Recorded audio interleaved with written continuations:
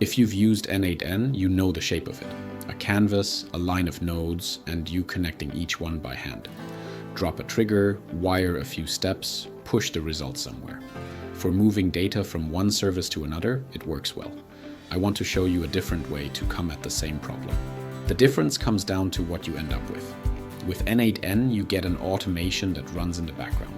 With Luo, you get the workspace your team works in, the database, the pages, the integrations, and the automation, all built from one description.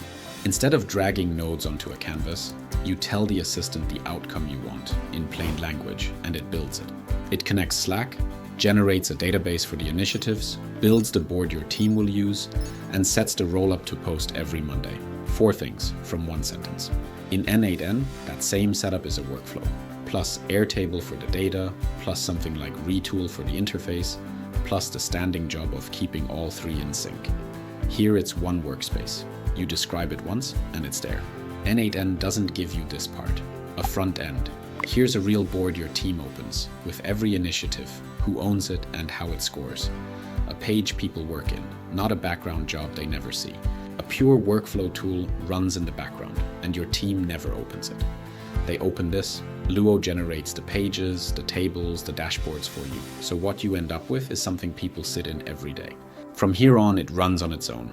The numbers are in Slack by Monday morning, the workspace reads the week's initiatives, scores them, and posts the roll-up, and nobody has to kick it off.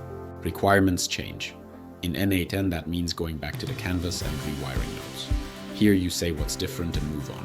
Ask it to pull your open linear tickets into the roll-up too, and the workspace updates itself. There's no node graph to keep alive.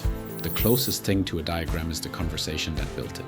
To be fair, there are jobs where n8n is the better pick.